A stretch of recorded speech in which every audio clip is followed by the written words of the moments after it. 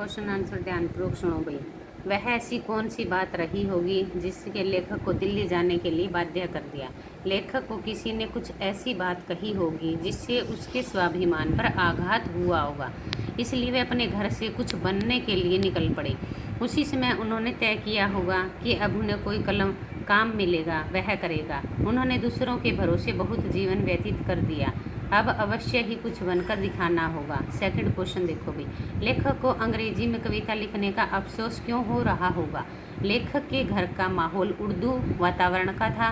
वह अपनी भावनाओं की अभिव्यक्ति या तो अंग्रेजी भाषा में करते थे या फिर उर्दू गज़ल के रूप में। निराला पंत और पंत जी के संपर्क में आने के पश्चात ही लेखक का हिंदी की ओर रुझान बढ़ा। बच्चन जी ने लेखक को हिंदी के प्रांगण में स्थापित किया। लेखक ने श्रेष्ठ हिंदी साहित्य की रचना की, इसलिए बाद में लेखक को अफसोस रहा होगा। उसने पहले अंग्रेजी कविता लिखने में व्यर्थ ही समय गंवाया, इसलिए उन्हें अंग्रेजी कविता करने का अफसोस रहा होगा। अपनी कल्पना से लिखिए कि बच्चन जी ने लेखक के लिए नोट में क्या लिखा होगा। एक बार बच्चन लेखक से मिलने उनके स्टूडियो में गए, लेकिन वे क्लास समाप्त होने के पश्चात वहां से जा चुके थे। उन्होंने लेखक के एक नोट लिखा, प्रिय अनुज, तुमसे मिलने की प्रबल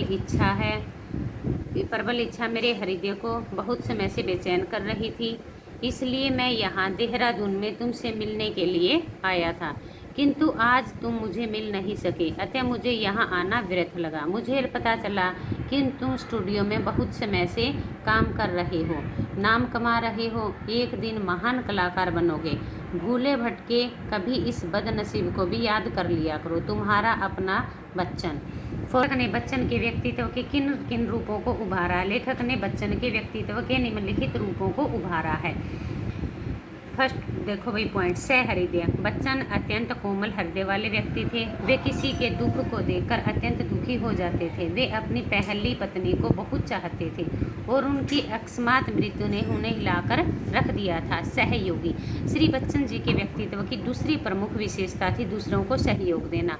उन्होंने न केवल लेखक को इलाहाबाद बुलाया, अपितु उनको पढ़ाने व पूर्णतः बसाने तक का पूर्ण सहयोग भी दिया। निपुण। लेखक जी श्री बच्चन निपुण, पारखी एवं प्रेरक थे। वे सामने वाले की प्रतिभा की तुरंत ही भांप जाते थे और यथासंभव उन्हें आगे बढ़ने की प्रेरणा भी देते थे। इस प्रकार श्री बच्चन जी अत्यंत सरल स्वभाव वाले व्यक्ति थे। वे छल कपट से मानो कोसों दूर थे। फिफ्थ क्वेश्चन देखो भी, बच्चन जी के अतिरिक्त लेखक को अन्य किन किन लोगों का तथा किन किन लोगों का और किस प्रकार का सहयोग मिला। लेखक को बच्चन जी के अतिरिक्त निम्नलिखित लोगों का सहयोग मिला था। तेज बहादुर सिंह, ये लेखक के बड़े भाई थे जिन्होंने घर में रहते हुए घर से बाहर भी उनकी सहायता की। सुमित्रानंदन पंत का स्वभाव भी अत्यंत सहयोगी था। उन्होंने लेखक को इंडियन प्रेस में अनुवाद का काम दिलवाया था, उससे उनकी आर्थिक सहायता भी हुई थी। इसके पश्चात ही लेखक ने हिंदी में कविता रचने का मन बनाया था। ससुराल पक्ष के लोग। लेखक जब बेरोजगार था तब उन्होंने उन्हें केमिस्ट की दुकान पर काम दिलाया था। सिक्स क्वेश्चन देखो भी, लेखक के हिंदी लेखन में कदम रखने का क्रमानुसार वर्णन कीजिए। लेखक ने 1933 में चांद और सरस्वती में प्रकाशित होने के लिए रचनाएं लिखी थी। 3-4 वर्ष के अंतराल के पश्चात सन 1937 में फिर लिखना शुरू किया।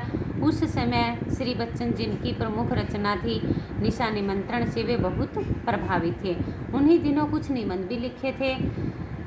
रूपाम्ब के कार्यालय में हिंदी का प्रशिक्षण भी लिया था। बनारस से प्रकाशित होने वाले हंस के कार्यालय में भी उन्होंने काम किया। इस प्रकार लेखक ने हिंदी में लिखने के लिए अनेक प्रयास किए।